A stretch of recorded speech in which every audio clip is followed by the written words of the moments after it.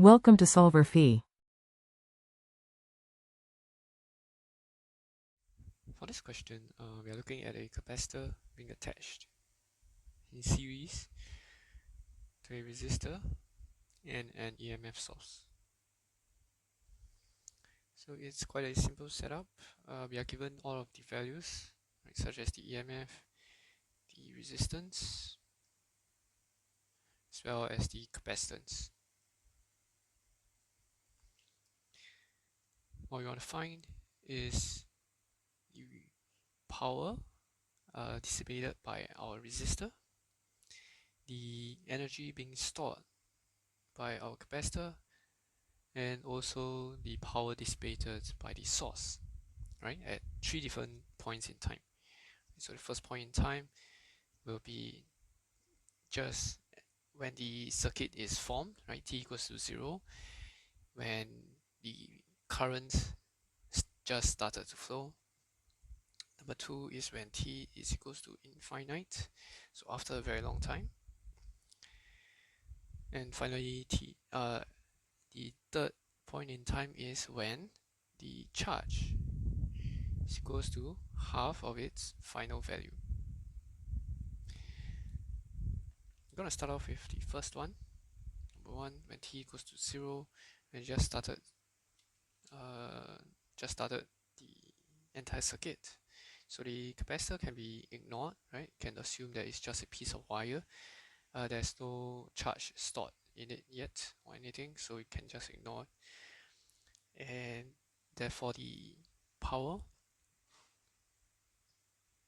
dissipated by our resistor is just using P equals to V squared over R. We can take the entire EMF of the battery to be the potential drop across the resistor.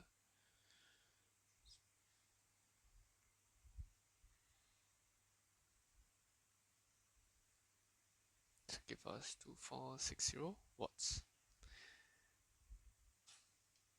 Now for how much the capacitor is actually charging, right, the rate of charge, we're gonna use the equation U equals to Q square over 2C, and therefore the rate of charging of this electrical energy is du dt.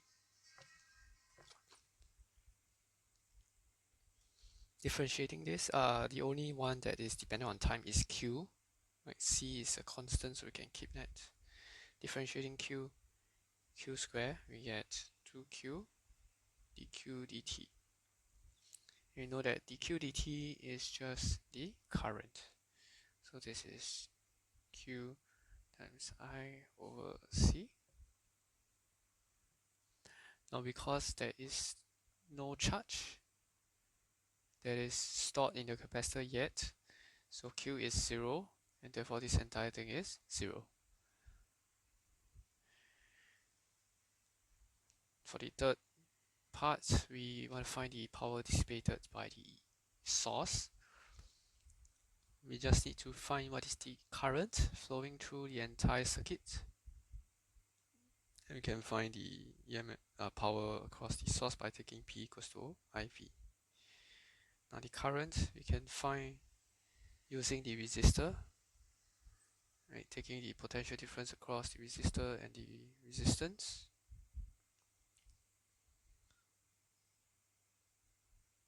And this will give us again 2460 watts.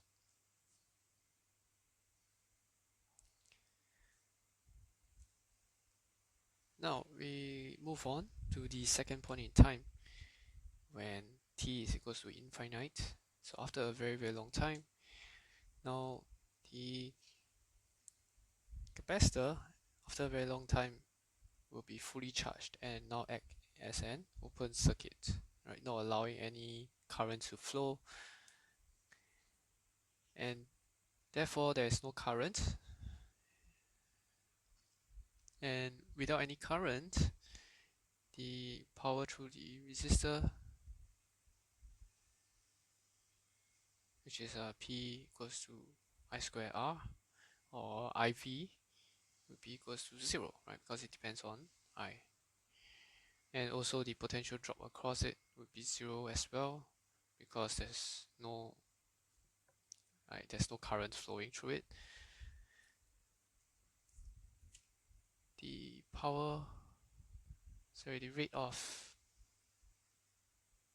rate of accumulation of the energy in the capacitor, since it's dependent on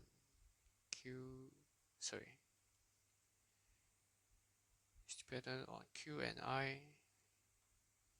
With I being 0, this entire thing will be 0. Finally, the power dissipated by the source is also 0 because there's no current. For the third point, we want to make use of the fact that Q is now half of Q naught. We use the equation Q naught 1 minus exponential negative T over RC. This is the equation to find out what is the charge at any point in time. We equate this to our specific point in time when we want Q to be half of the maximum value, Q naught. We can rearrange, get rid of the common factor, and exponential term negative T over RC will be equals to half. Now using this, we can actually find what is the current at our interested point in time, right? Since it is equals to I naught times exponential negative T over RC.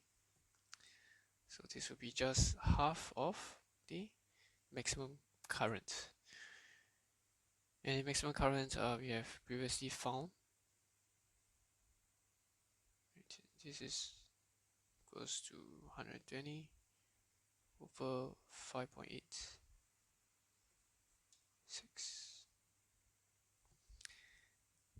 Using this current, we can find what is the power dissipated by the resistor using P equals to I squared R.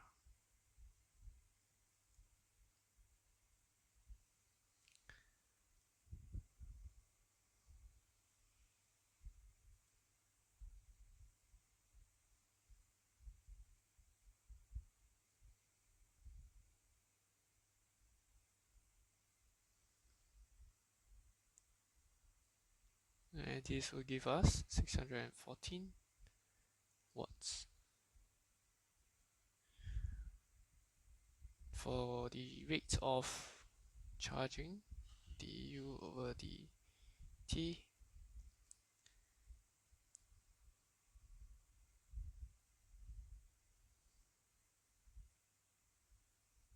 now that our Q,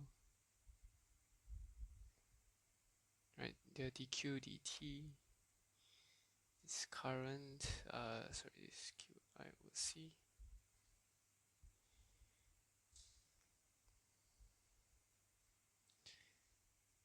We know what is the current, but we don't know what, and we know what is the charge, right? It's half the maximum charge.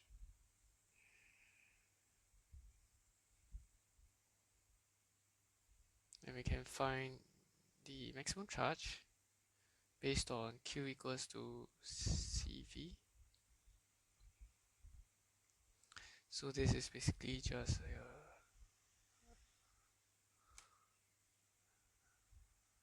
IV, where V is the potential across our capacitor.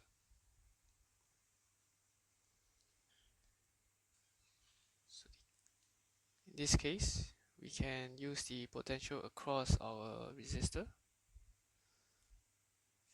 VR, which we will need to find based on the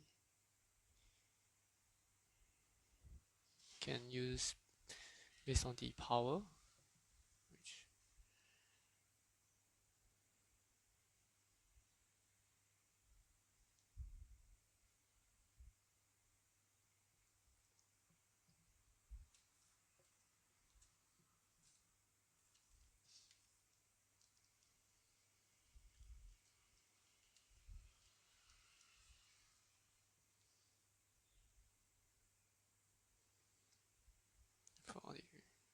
potential across the capacitor, we just take the EMF, subtract away. EMF is given to be 120. For this is about 60 volts as well. Multiply this with the current.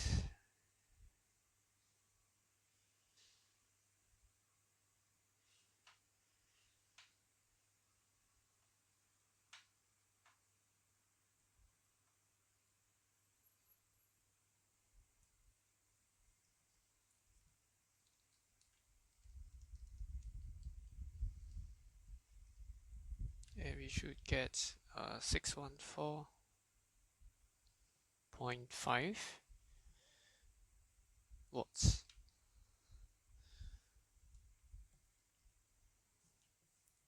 Finally, the power dissipated by the source is take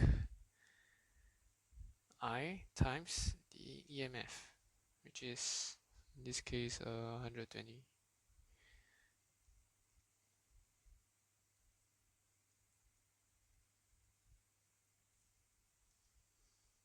To be 1230 watts.